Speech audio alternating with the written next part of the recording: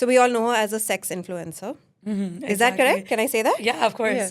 So as a sex influencer. So as a sex influencer, does body count matter? I will always say no. I know people are going to be punching the air like, that's because you're ran through. But when I've asked people why body count matters to them, and it's usually been guys, specifically in India, they always kind of say that it's because, you know, like if a woman has a high body count, she's unable to make deep emotional connections in the future. What the hell does that mean? Yeah, so exactly, because for me, it's like it's not a valid reason to hate a woman with a high body count because it's a fear of something that isn't even true, at least in my opinion.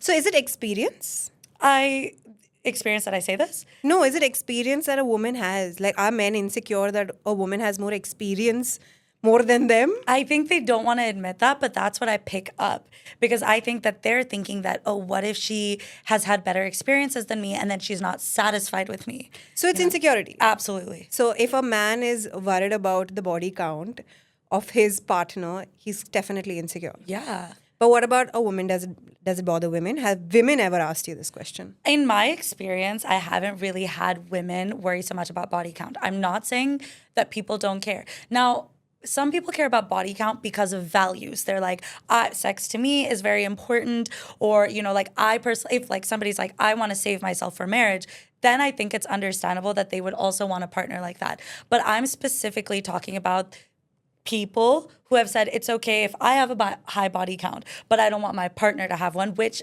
in my experience has come more from men than women. Yeah, and that's also two-faced, right? Absolutely. But why are men so two-faced? Why? Let's get into it.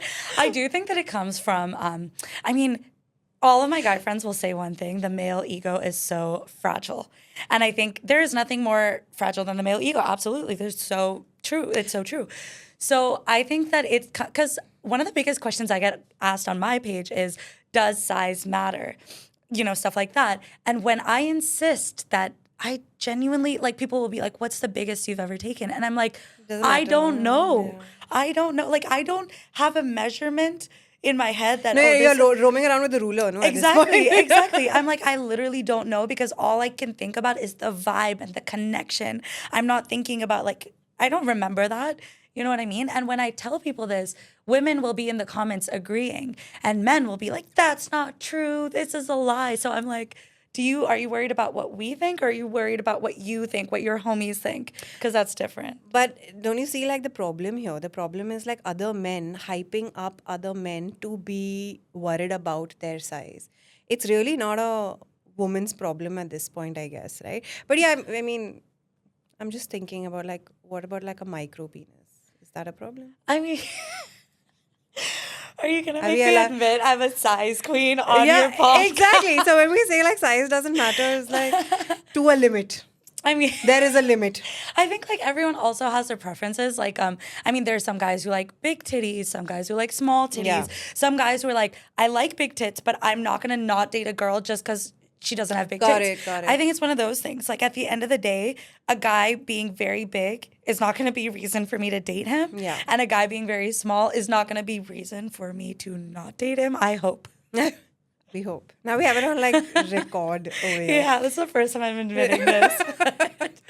No, okay, so I actually do want to get back into... It almost seems like a patriarchy problem at this point, where if men are men's biggest enemy, and I know they keep saying this for women, but like, if men are men's biggest enemy about this whole, like, who has created the porn industry? Please tell me. I mean, men created everything. Isn't that what men take pride on? Men created the world you live in. Yeah, and how's that working out for you? They have created this expectation. They have created this narrative. For themselves. For themselves. And they are the ones who are suffering. And now they are the ones coming to us, women, to be like, hey, what do we do? Yeah. I think the biggest question that is in both our inboxes at this point is, does size matter? Yeah. So isn't it a man's problem? That's how I feel, because like I said, like, I've never had a girl come up to me and be like, this guy's so small, where I need to break up with him. The sex is so bad, I need to break up with him. This has never happened. I have actually so many women in my DM saying, I love my partner so much and the sex is meh. How do I fix this? Not one has been like, this makes me not love him anymore. So true. so I actually have made content where I've addressed this expectation that men need to be these sex addicts, sexual beings. A lot of times I think men even catcalling women, for example, or hitting on women aggressively comes from not them trying to approach that woman, but for him to show off his masculinity to the men around him. Like, look what I do because I'm a man, and men who have sex with women or treat them like objects, that makes us more masculine. And I'm like, you don't have to be like that. Like, you're allowed to have a low body count because it takes you an emotional connection to have sex. Like, you're allowed that. But then when men tell each other that, hey, like, I haven't had sex with that many girls, it's like, who's shaming you, men or women? Because I know it's not women. You know what I mean? So true, so true. Yeah. So men are really like projecting their masculinity, not really for women, Exactly. And it's for like, other men. but we get punished for it. I mean, obviously men also get punished for it, but the thing is, it's like, I cannot heal you from a problem that I did not create, because I can sit here, and how many women do that?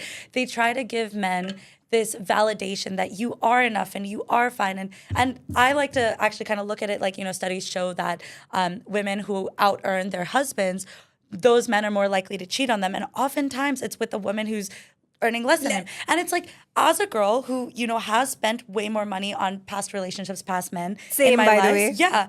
I have never looked at them as less than a man. They looked at themselves as less than a man. And because of that, made me like tried to pull me down. And that's, you can only pull someone down if you are below them or feel like you're below them. You can't, if like, that physically does not make sense to pull someone down if you're above them.